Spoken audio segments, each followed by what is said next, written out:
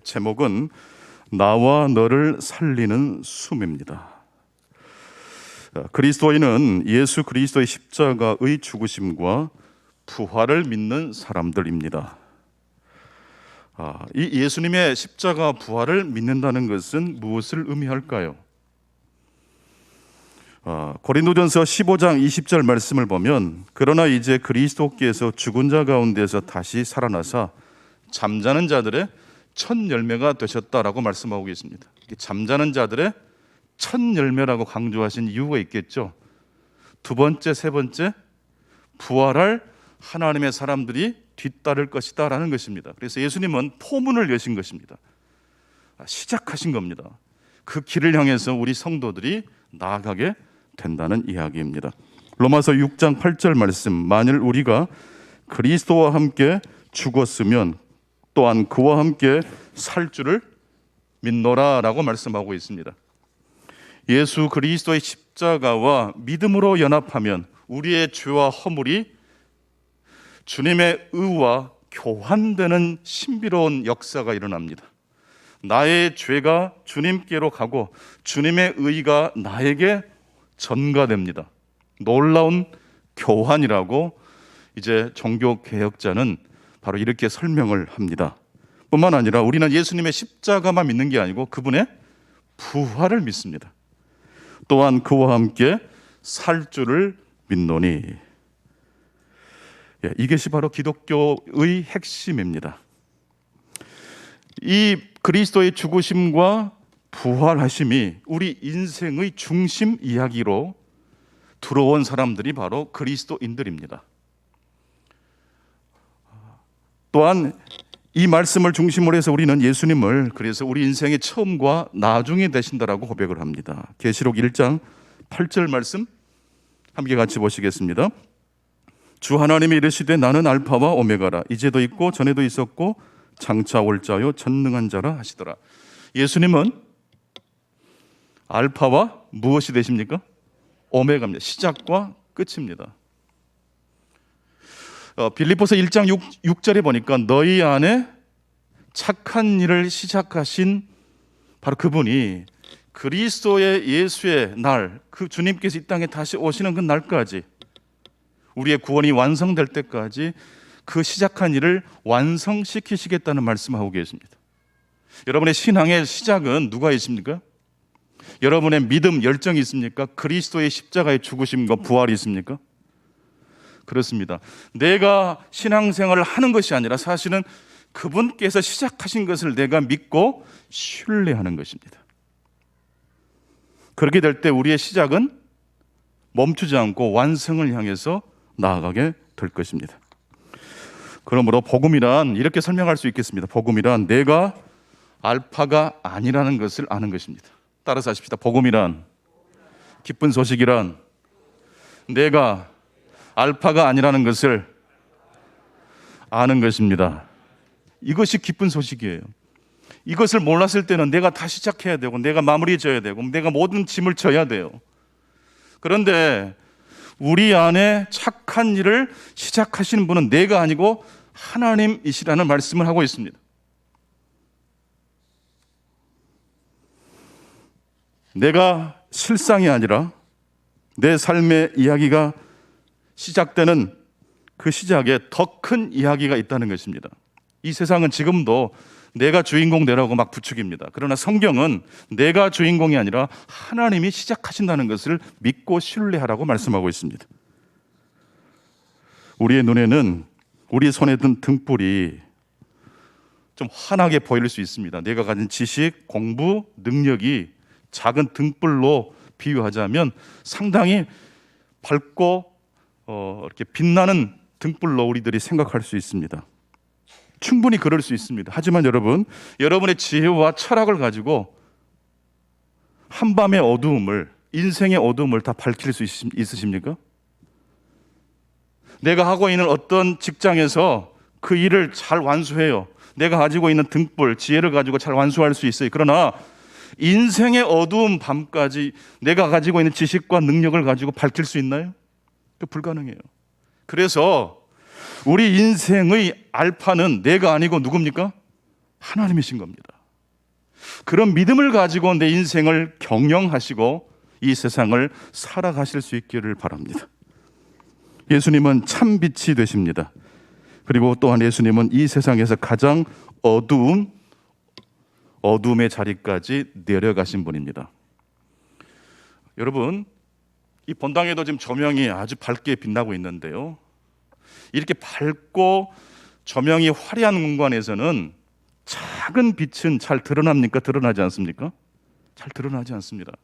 가녀린 빛이 가장 잘 포착되는 곳이 있습니다. 어떤 곳일까요? 가장 어두운 곳입니다. 우리의 신음소리가 그래서 누구에 의해서 포착될까요? 하나님 안에서. 그 하나님이신 예수님이 어디까지 내려가셨습니까? 이 세상에서 가장 맨 밑바닥인 십자가까지 내려가신 겁니다. 그래서 우리 성도들이 절망하고 탄식할 때 그 신음소리를 누가 들으세요? 주님이 들으시는 거예요. 예수님의 십자가와 죽음과 부활을 믿는다는 것은 이제 내 삶의 이야기가 더 큰 이야기로 구성되어 있다는 것을 이야기합니다. 첫 번째로 그러면 부활신앙의 첫 단추가 무엇인지를 한 두 가지로 한번 정리해 보겠습니다. 부활신앙이란 무엇입니까? 그것은 내 자신이 알파가 아니라는 것을 깨닫는 데 있습니다. 다시 한번 고백해 보십시다. 내 자신이 알파가 아닙니다. 이걸 머리로 깨닫는 게 아니라 그게 인생의 어떤 시점에 그래, 내가 시작하는 게 아니구나, 온몸으로 진동을 느끼면서 경험되어지는 순간이 있다는 거예요. 이럴 때는 어떤 때가 그런 하나님 앞에 고백을 하게 되기가 쉽습니까? 내 인생에 캄캄한 어두운 밤이 엄습했을 때, 어떤 일이 내 뜻대로 되어지지 않았을 때, 정말로 하나님이 아니시면 해결할 수 없는 그런 캄캄한 밤에 내가 놓여져 있을 때, 나도 모르는 사이에 누구를 불러요? 주님을 부르게 되는 것입니다. 참된 내 자신을 만나기 위해서는 먼저 우리 자신에게서부터 나와서 주님을 믿음으로 연합해야 합니다. 자기 연민, 자기 몰입에서 나와서 그리스도께로 나아갈 때 내 삶의 이야기가 더 큰 이야기와 연결됩니다. 왜 우리들이 복잡하고 어려운 문제에 봉착했을 때 예수님 이야기를 하게 되면 신기하게도 그 문제가 해결되는 경험을 하게 되실 겁니다. 정말 절망스러운데 예수님 이야기를, 즉 성경을 가까이 하고 하나님의 말씀 앞에도 가까이 나아가다 보면 나도 모르는 사이에 문제가 달라지게 된다는 것입니다. 여전히 인생의 그 벽은 그대로 튼튼히 나를 가로막고 있지만 그 벽을 바라보는 내 시선이 바뀌어져 버려요.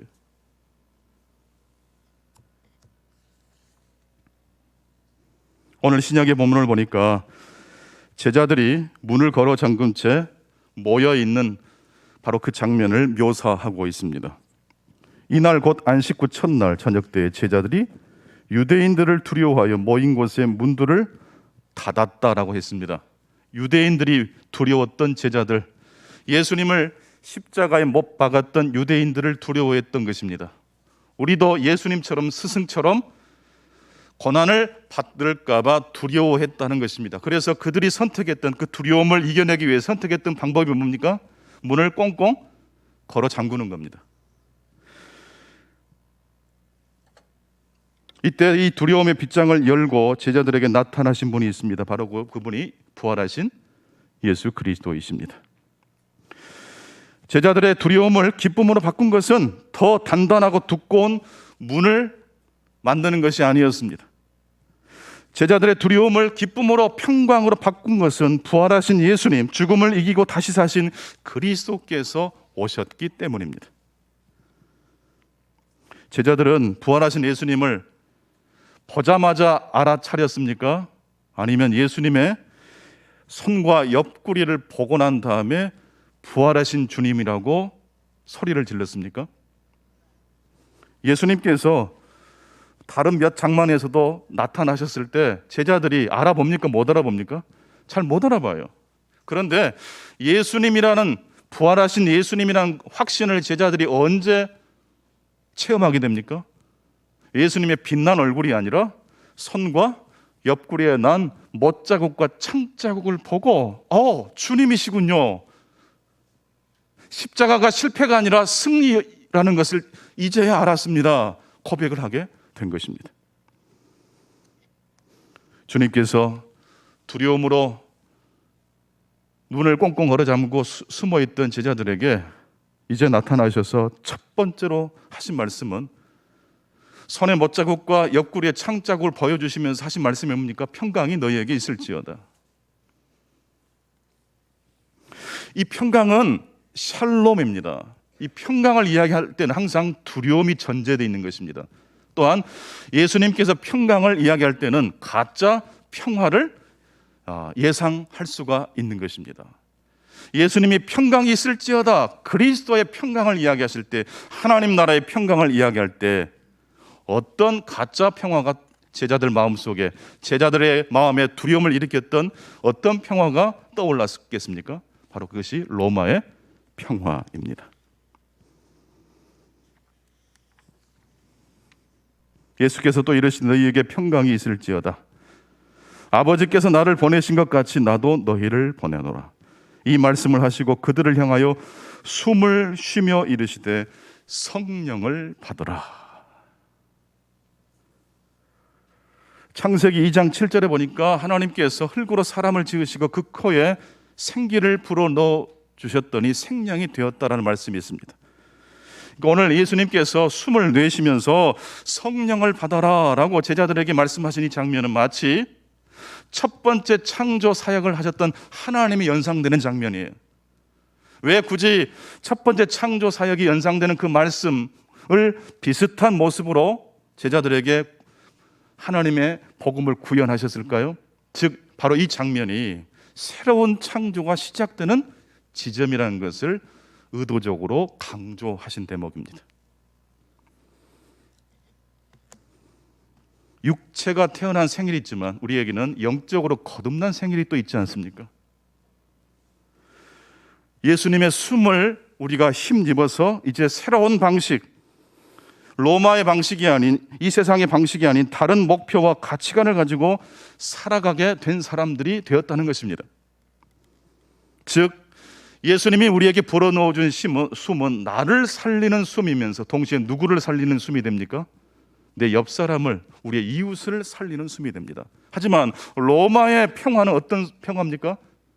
내가 숨쉬기 위해서 수단과 방법을 가리지 않고 내 옆 사람을 누르는 것입니다.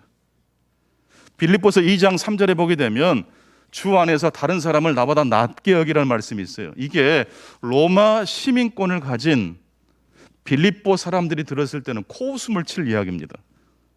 사람 앞에, 누군가 앞에 머리를 숙인다, 다른 사람을 나보다 낫게 여긴다. 결코 로마 시민권을 가진 사람들은 그렇게 하면 안 됩니다. 그것은 부끄러운 행동이기 때문입니다. 그런데 로마 사회에서 나보다 다른 사람을 낫게 여기는 사람들이 있었을까요? 없었을까요? 있었어요. 누구죠? 바로 노예들이 그렇습니다. 그리고 노예들 외에 그렇게 하는 사람이 있었죠. 누구죠? 그리스도를 믿는 교회 공동체가 그랬습니다. 숨을 내쉬면서 성령을 받으라라고 말씀하신 우리 예수님께서 그냥 그 숨만 주신 게 아니고 사명을 주셨습니다. 예수께서 또 이르시되 너희에게 평강이 있을지어다. 아버지께서 나를 보내신 것 같이 나도 너희를 보내노라.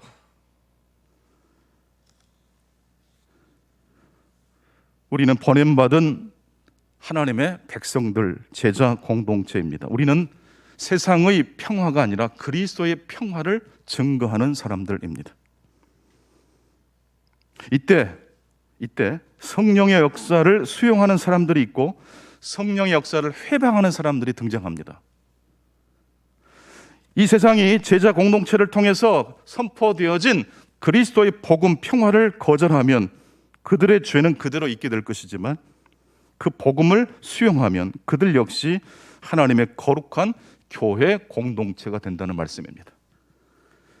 그 말씀을 요한복음 20장 3절에서 이렇게 말씀합니다. 너희가 누구의 죄든지 사하면 사하여질 것이요 누구의 죄든지 그대로 두면 그대로 있을 것이다. 이건 교황의 또 캐톨릭 신부님의 사제권을 의미하는 게 아닙니다. 그리스도의 복음을 증거했을 때 수용하는 사람이 있고 어떤 사람이 있어요? 반대하는 사람이 있는데 수용하면 죄 사함과 함께 거룩한 그리스도의 몸된 공동체가 되는 것이고 거절하고 거부하면 어떻게 됩니까? 그 죄를 그대로 가지고 살아가게 된다는 뜻입니다.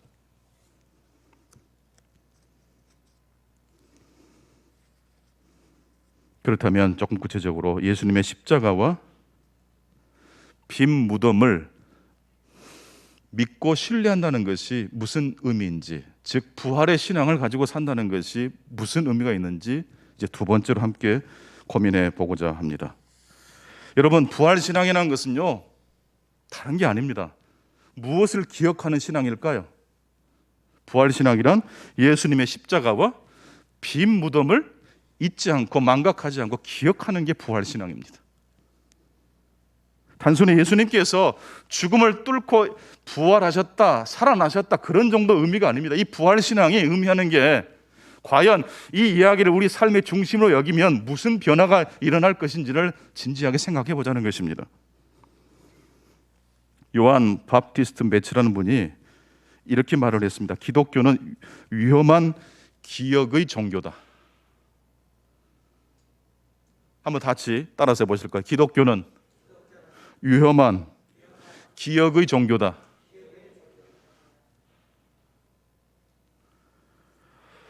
왜 기독교가 위험한 종교가 됩니까? 기억하는 종교이기 때문에 그렇습니다. 어떤 사람에게 위험한 종교가 될까요? 기독교가 잘못을 저질러 놓고도 은폐를 시도하려는 사람들에게 기독교는 굉장히 불편합니다.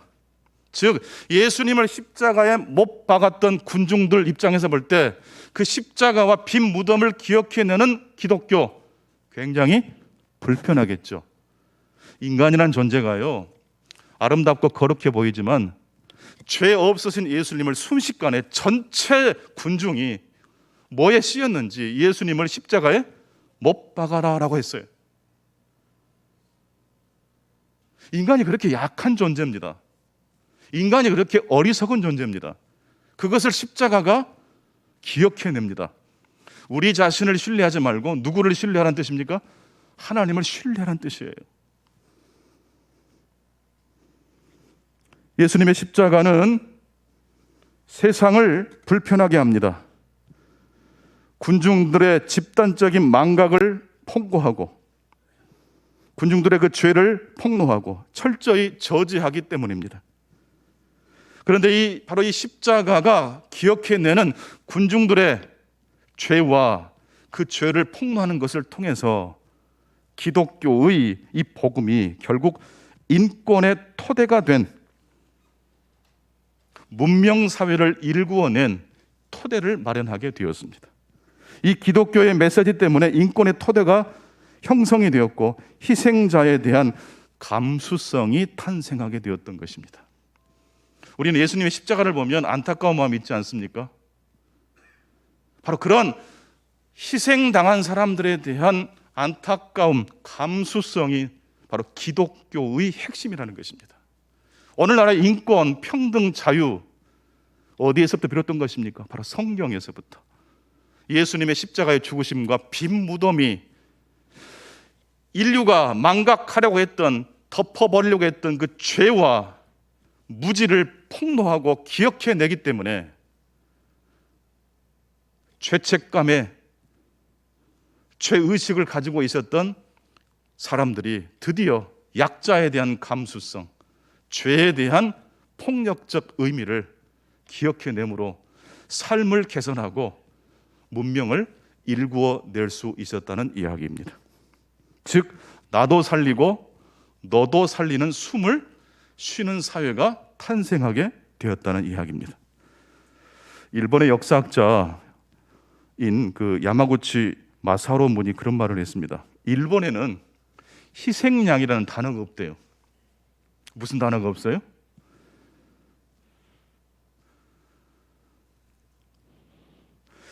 희생양이라는 단어 자체가 아예 없기 때문에 그 사회가 건강하고 약자들이 보호받는 사회였을까요? 희생양이라는 단어가 없었다는 것은 오히려 사회적 약자들의 희생이 만연되어 있다는 것을 반증하는 것입니다. 지금도 제1한국인, 제1중국인, 일본 북해도에 살고 있는 소수민족인 아이누인에 대한 멸시와 천대가 일본 사회는 현재 진행형입니다. 이지메, 일본에서 온 거잖아요. 이지메. 사회적으로 어떤 해를 당하면 복수를 할 수 있는 가능성이 매우 낮은 약자들을 괴롭혀서 공동체의 단결을 도모하는 문화가 바로 이지메 문화입니다. 신사참배, 이게 뭡니까? 비극적 희생자들의 온혼을 달래어주면서 그들의 억울함을 망각하는 것이 바로 신사참배입니다. 일본은 그래서 희생양 문화가 없어요. 하지만 반대로 기독교의 복음이 들어간 곳은 죄의식과 죄책감이 있습니다. 그래서 2차 세계대전 이후에 그 전쟁에 대한 평가로, 반성으로 독일은 자신의 죄를, 자신의 과오를 반성하지만 일본은 지금까지도 반성하지 않고 참여하지 않고 있습니다. 일본의 야스쿠니 신사에 정치가들이 참배를 하지 않습니까? 야스쿠니 신사는 어떤 곳입니까? 사회적 약자들의 비극적 죽음과 전범들의 만행을 은폐하는 이중적 공간이 바로 야스쿠니 신사입니다. 전범들의 만행을 덮어버리고 징용에 의해서, 학도병에 의해서 끌려가 억울한 죽음을 당해야 했던 그 약자들에 대한 억울함이 없어요. 그들을 다 한결같이 뭘로 만들어버리죠? 신으로 숭배해버리잖아요.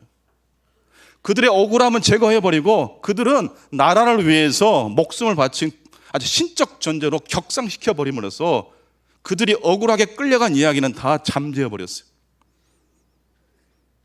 위안부의 비극을 망각하는 공간이 야스쿠니 신사입니다.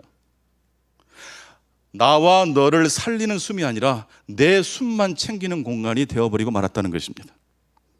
선진국이란 경제적으로 부강한 나라가 아닙니다.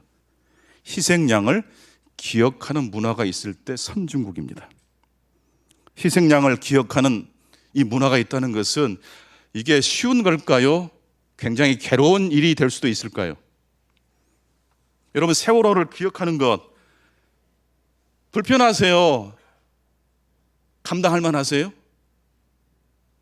우리 사회도 보면 기억하자라는 분들이 계시고 기억하지 말자는 분들이 계십니까? 안 계십니까? 계셔요. 그런데 우리나라가 건강하다는 것은 기억하자는 문화와 사람들이 훨씬 더 많다는 데 있습니다. 4.19를 기억하고 6.25를 기억하고 일제시대의 고난을 기억해내는 것, 그래서 누군가가 죄를 지었고 누군가가 희생당한 것을 잊어버리지 않고 망각하지 않고 기억하는 것, 폭력은 덮어버릴, 미화될 것이 아니라 반드시 폭로되어야 된다는 것을 선진국일수록 그런 문화가 분명히 있다는 것인데, 바로 그런 문명이 어디서부터 출발한 것입니까? 기독교에서부터 출발한 것입니다. 기독교가 예수님의 십자가와 빈 무덤을 영원토록 기억하는 동안에는 이 세상의 잘못된 죄와 파괴적 문화가 이 세상의 지배적 이야기가 될 수는 없을 줄로 믿습니다. 폭력은 언제 중단됩니까? 폭력은 폭로될 때 중단됩니다. 은밀한 가정폭력 어떻게 하면 막을 수 있습니까? 폭로될 때 그 폭력은 중지됩니다. 왕따 같은 은밀한 학교 폭력 역시 어떻게 하면 중단이 됩니까? 폭로가 돼야 됩니다. 기독교의 텍스트 안을 살펴보면, 그렇다면 하나님을 믿고 따랐던 백성들은 흠이 없었습니까? 성경을 제대로 읽다 보면 때로는 막 가슴이 흥분되고 하나님의 위로와 은총이 너무 감격스러워서 그냥 아멘 아멘 하고 싶을 때가 한두 번이 아니지 않습니까? 그러면서 동시에 성경을 읽다 보면 성경의 거룩한 책에 이런 부끄러운 이야기가 기록되어 있는가 싶을 정도로 우리의 마음을 아프게 하는 말씀들이 있습니까? 없습니까? 있습니다. 사사기 19장 20절 보게 되면 레위인의 첩을 베냐민 지파 사람들이 겁탈을 해요. 밤새도록. 그것을 보고 레위인이 자신의 첩이 아직 숨이 좀 붙어 있는 가능성이 매우 높은데 12조각으로 몸을 절단해가지고 이스라엘 지파에 자신의 억울함을, 자신의 그 첩의 시신을 보내면서 나의 억울함을 알아달라고 말을 합니다. 그래가지고 결국 베냐민 지파를 다른 지파가 진멸해버려요. 이 텍스트가 고발하는 것은 무엇입니까? 레위인의 억울함입니까? 아니면 진짜 억울한 사람이 누구라는 것을 이야기합니까? 희생당한 여인은 아무 말도 못해요. 근데 성경이 그걸 리얼하게 기록해 주면서 희생자가 오히려 부각되도록 해주는 장치를 성경은 가지고 있습니다.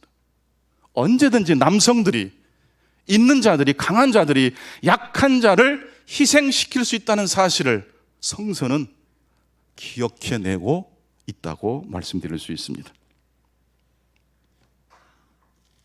그래서 오늘 부활절날 예수님의 부활을 믿고 우리 역시 장차 부활할 것을 믿는 정도의 삶이 아니라 이미 예수님께서 부활하심으로 새 창조 역사가 시작된, 종말이 시작된 이 종말을 믿는 우리 그리스도인들은 어떻게 살아가야 될 것인지를 질문을 던져야 됩니다.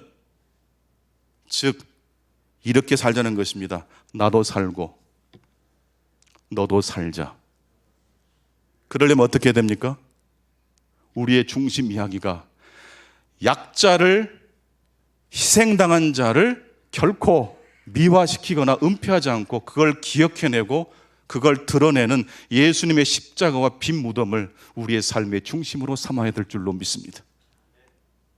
언제든지 우리는 예수님을 십자가에 못 박았던 그 군중들의 어리석음 속에 빠질 수 있는 가능성이 있는 존재입니까? 아니면 흔들리지 않고 하나님의 말씀대로 살 그러한 놀라운 존재입니까?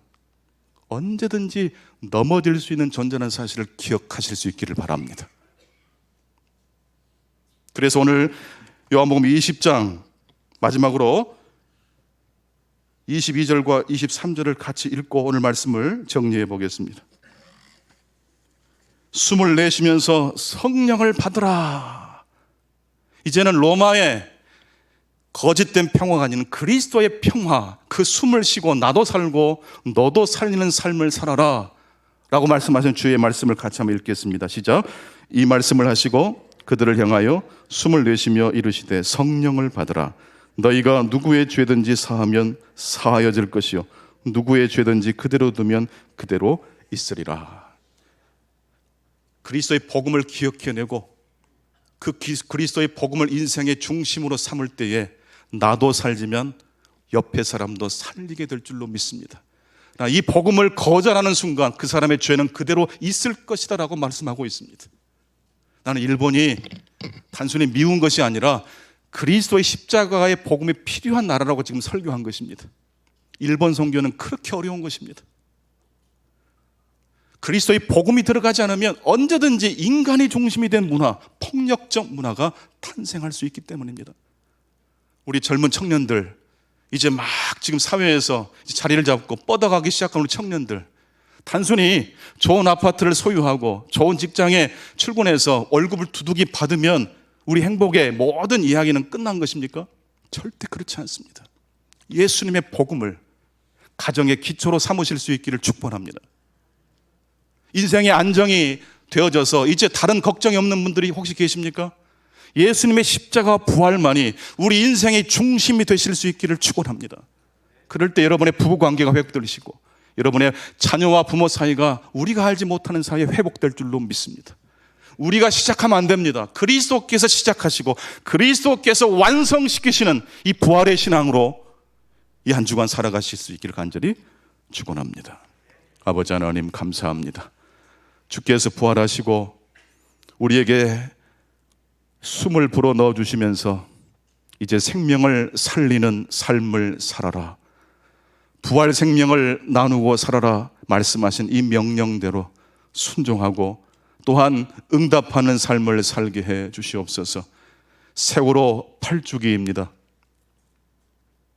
덮어버리고 은폐해 버리면 편안할 수 있겠으나 우리를 아프게 하고 부담스럽게 하는 이 희생양 이야기가 기독교의 핵심인 것처럼 우리 역시 사회적 약자들에 대한 감수성을 결코 잃어버리지 않도록 도와주시옵소서. 이기적인 욕망이 우리의 삶을 지배하지 않게 하시고 우리를 위하여 십자가에 달려 죽으시고 부활하신 그리스도의 생명을 호흡하고 나도 살고 너도 살리는 그런 부활의 신앙으로 살게 해 주시옵소서. 예수님의 이름으로 기도하옵나이다. 아멘. 이제